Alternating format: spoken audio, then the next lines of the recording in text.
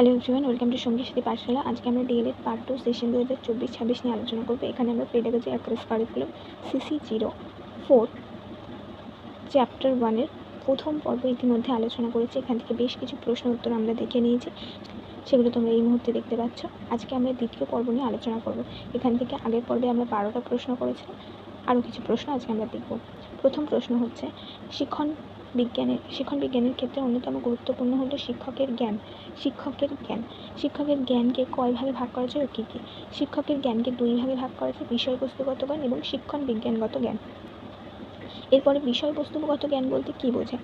বিষয়বস্তুগত জ্ঞান বলতে বোঝায় শিক্ষক যে বিষয়টি পড়াচ্ছেন সেই সম্পর্কিত জ্ঞান, অর্থাৎ যে বিষয়টি শিক্ষক পড়াবেন, যেমন ধরো ক্লাস 1 থেকে যখন 5 অবধি পড়াবেন সব সাবজেক্ট পড়াবেন, এবং 6 থেকে 8 অবধি যখন পড়াবেন স্পেসিফিক কোনো একটি বিষয়কে পড়াবেন, ইতিহাস, ভূগোল, বাংলা, যে কোনো একটি, ইংলিশ ইত্যাদি। তো সেই বিষয়ের প্রতি শিক্ষকের কতটা জ্ঞান আছে সেটা এখানে গুরুত্বপূর্ণ। শিক্ষণ বিজ্ঞানগত জ্ঞান বলতে কী বোঝায়? শিক্ষণ বিজ্ঞানগত জ্ঞান হলো শিক্ষকের ক্ষেত্রে অত্যন্ত গুরুত্বপূর্ণ একটি বিষয়। শিক্ষণ বিজ্ঞানগত জ্ঞান শ্রেণী শৃঙ্খলা, বিষয়বস্তু উপস্থাপনে সহায়তা করে। শ্রেণীকক্ষের মুক্ত পরিবেশ শ্রেণীকক্ষের শৃঙ্খলা বজায় রাখে। শ্রেণীকক্ষের কার্যাবলী সহজভাবে শিক্ষার্থীদের বোঝার মতো করে উপস্থাপন করায়। সমস্যাযুক্ত শিক্ষার্থীদের সমস্যা দূরকরণে সহায়তা করে। শিক্ষার্থীদের মধ্যে শিক্ষার প্রতি আগ্রহ সৃষ্টি করে, তাদের মনোবল বৃদ্ধি করে ইত্যাদিতে শিক্ষণ বিজ্ঞানগত জ্ঞান অত্যন্ত গুরুত্বপূর্ণভাবে সাহায্য করে থাকে।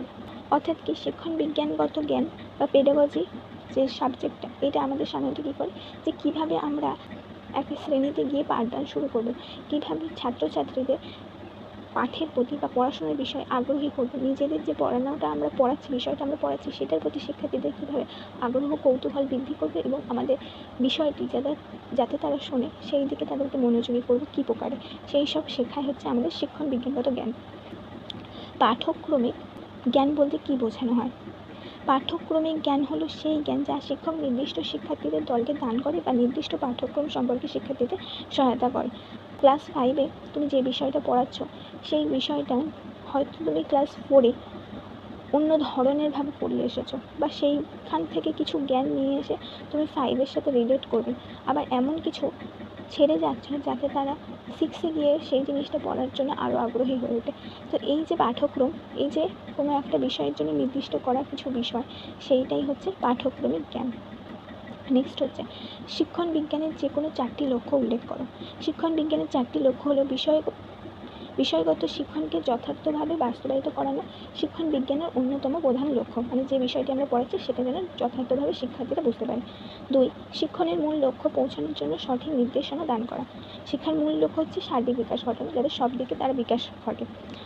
3, পরিকল্পনা মাফিক শিক্ষা প্রক্রিয়া সৃষ্টি করা। পরিকল্পনা এবং শৃঙ্খলাবদ্ধভাবে যেন সুষ্ঠুভাবে শিক্ষা প্রক্রিয়া চলে সেটা দেখা। 4 হচ্ছে, শ্রেণীকক্ষের প্রত্যেক শিক্ষার্থীকে শিক্ষায় সক্রিয়ভাবে অংশগ্রহণ করানো, সেই উপযুক্ত পরিবেশ সৃষ্টি, শিক্ষাক্ষেত্রে শিক্ষার্থীর মনোযোগ আকর্ষণ, আগ্রহ প্রেরণা বৃদ্ধিতে সহায়তা করা। মানে এমনভাবে পড়াবে যাতে শিক্ষার্থী শিক্ষা প্রক্রিয়ায় অংশগ্রহণ করে, সক্রিয় হয়ে ওঠে, এবং সক্রিয় হয়ে উঠলে তাদের মনোযোগ আকর্ষণ হবে, আগ্রহ বাড়বে ইত্যাদি। শিক্ষণ বিজ্ঞানের কয়েকটি উদ্দেশ্য লেখো। শিক্ষণ বিজ্ঞানের গুরুত্বপূর্ণ উদ্দেশ্যগুলি হলো: 1, শিক্ষণের লক্ষ্য স্থির করা। 2, পরিবেশের পরিস্থিতি ও অভিজ্ঞতার ভিত্তিতে শিক্ষণের ব্যবস্থা করা। 3, শিক্ষণের দক্ষতা অর্জনে শিক্ষার্থীকে সহায়তা করা। আচরণগত শিক্ষণ সামর্থ্যগুলিকে শিক্ষার্থীর মধ্যে বিকশিত হতে সহায়তা করা। আর 5, শিক্ষণ বিজ্ঞানের অন্যতম প্রধান উদ্দেশ্য হলো প্রকৃত মানুষ হওয়ার জন্য শিক্ষা প্রদান করা। নেক্সট প্রশ্ন, শিক্ষণ বিজ্ঞান প্রকৃত মানুষ হওয়ার জন্য সর্বাঙ্গীন বিকাশের কথা সর্বাধিক গুরুত্ব দেয়। সর্বাঙ্গীন বিকাশ বলতে কী বোঝায়? সর্বাঙ্গীন বিকাশ বলতে বোঝায় দেহের, মনের বিকাশ, বুদ্ধির বিকাশ, ব্যক্তিগত দায়িত্ববোধের বিকাশ, সংবেদনশীলতার বিকাশ, সৌন্দর্যবোধ ও আধ্যাত্মিকতার বিকাশ, স্বাধীনতা ও বিশ্লেষণাত্মক চিন্তার বিকাশ। ধারণা গঠন বলতে কী বোঝায়? ধারণা গঠন হলো একটি বিশেষ প্রক্রিয়া যা শিক্ষার্থীদের বিভিন্ন ঘটনা, বিষয় বা বস্তুকে পর্যবেক্ষণ করে শ্রেণীকরণ, তুলনা এবং সংগঠন করতে সক্ষম করে তোলে, এবং এর দ্বারা তারা বিভিন্ন সমস্যার সমাধান করতে শেখে, প্রয়োজন ও অপ্রয়োজনের মধ্যে পার্থক্য করতে শেখে, এবং সৃজনশীল চিন্তন দক্ষতা বৃদ্ধি পায়, স্বাধীন চিন্তন শক্তি ও মতামত প্রকাশ করার ক্ষমতা বৃদ্ধি পায়। মানে কোনো বিষয়ে আমরা যদি ধারণা করে তুলতে পারি তাহলে কোনটা ঠিক কোনটা ভুল আমরা বুঝতে পারবো, কোনটা প্রয়োজন কোনটা প্রয়োজন নয় সেটা বুঝবো, উচিত অনুচিত, যুক্তিশীলতা, এসব আমাদের মধ্যে বেড়ে উঠবে। এবার ধারণা কাকে বলে? ধারণা বা কনসেপ্ট বলতে বোঝায় কোনো কিছু সম্পর্কে একটি অর্থবহ ও বিমূর্ত চিন্তার একক, যা কোনো বস্তু, ঘটনা বা তাদের বৈশিষ্ট্যকে প্রতিনিধিত্ব করে। মানে কোনো বিষয় সম্পর্কে আমাদের কানে পৌঁছলে যদি আমাদের কেউ গাছ শব্দটি বলে, আমরা জানি যে একটা গাছ, সেটার কাণ্ড, মূল, পাতা ইত্যাদি আছে, সে জন্মায়, আবার বেড়ে ওঠে এবং মারা যায়, কিন্তু সে নিজের স্থান পরিবর্তন করতে পারে না। গাছপালা, সবুজ ইত্যাদি সব কিছু মাথায় এসে যাবে। এই হচ্ছে বিষয় ধারণা, কারণ আমাদের গাছ সম্পর্কে ধারণা সুস্পষ্ট। ধারণা গঠনের ক্ষেত্রে সহায়তাকারী কয়েকটি পদ্ধতির নাম লিখুন। ধারণা গঠনের ক্ষেত্রে কয়েকটি গুরুত্বপূর্ণ পদ্ধতি হলো পর্যবেক্ষণ পদ্ধতি, আবিষ্কার পদ্ধতি, তুলনামূলক পদ্ধতি, ব্রুনারের কনসেপ্ট অ্যাটেনমেন্ট মডেল ইত্যাদি। পর্যবেক্ষণ পদ্ধতি বলতে কী বোঝো? পর্যবেক্ষণ কথাটির অর্থ হলো অর্থাৎ প্রকৃষ্ট রূপে, এবং বীক্ষণ কথাটির অর্থ হলো দেখা, অর্থাৎ কোনো স্থানের কোনো নিদর্শন খুঁটিয়ে দেখাকে বলা হয় পর্যবেক্ষণ। শিক্ষণ কৌশল রূপে পর্যবেক্ষণ হলো এমন একটি পদ্ধতি যেখানে শিক্ষার্থী কোনো বস্তু, প্রক্রিয়া বা ক্রিয়াকে সূক্ষ্মভাবে পর্যবেক্ষণ করে। শিক্ষার্থী যত ভালোভাবে তা পর্যবেক্ষণ করবে, তত তারা প্রশ্ন করবে এবং এর মধ্যে দিয়ে ততোধিক দৃঢ় হয়ে উঠবে তার ধারণা গঠন। আমরা যদি কোনো জিনিস ভালো করে দেখি, তাহলে আমাদের মাথায় নানা রকম চিন্তাধারা সৃষ্টি হবে, নানা রকম কৌতূহল সৃষ্টি হবে, প্রশ্ন সৃষ্টি হবে, এবং সেগুলো নিবারণ করার মধ্যে দিয়ে আমরা সেইটার সম্পর্কে আরও বেশি করে জানতে পারবো, এবং যত জানতে পারবো ততই সেই সম্পর্কে আমাদের জ্ঞান বাড়বে, ধারণা বাড়বে।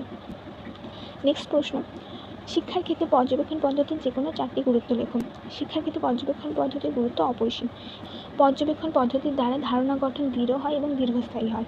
এই পদ্ধতি শিক্ষার্থীকে সক্রিয় করে তুলতে সাহায্য করে। 3. গতানুগতিকভাবে মুখস্থ করার বদলে শিক্ষার্থীরা হাতে কলমে কাজ করার সুযোগ পায়, ফলে শিক্ষার প্রতি তাদের আগ্রহ বৃদ্ধি হয়। 4. পর্যবেক্ষণকালে শিক্ষার্থী বাস্তব অভিজ্ঞতার মাধ্যমে শিক্ষা লাভ করে। নেক্সট প্রশ্ন হচ্ছে, পর্যবেক্ষণ পদ্ধতির ধাপ বা প্রয়োগের ধাপসমূহ লেখো। খুব গুরুত্বপূর্ণ প্রশ্ন। পর্যবেক্ষণ পদ্ধতির ধাপসমূহ: সমস্যা বা বিষয় নির্বাচন, উদ্দেশ্য নির্ধারণ, তথ্য সংগ্রহের পরিকল্পনা বা পর্যবেক্ষণ স্থান নির্বাচন, পর্যবেক্ষণকরণ, তথ্য লিপিবদ্ধকরণ ও বিশ্লেষণ এবং মূল্যায়ন। এই ছিল তোমাদের গুরুত্বপূর্ণ 25টা প্রশ্ন আজকে আমরা এখানে উল্লেখ করলাম। আশা করি এগুলো তোমাদের কাজে আসবে। অবশ্যই এই যে পর্যবেক্ষণ পদ্ধতির ধাপসমূহ, পর্যবেক্ষণ পদ্ধতির গুরুত্ব ইত্যাদি, এই প্রশ্নগুলো কিন্তু তোমাদের 2 নম্বর এবং 7 নম্বরের প্রশ্ন হিসেবে এসে থাকে। অবশ্যই গুরুত্ব দিয়ে পড়বে। এছাড়াও তোমাদের সিলেবাসে যে 3টে সাবজেক্ট, CC02, CC03 এবং CC04, প্রত্যেকটার ক্লাস শুরু হয়ে গেছে।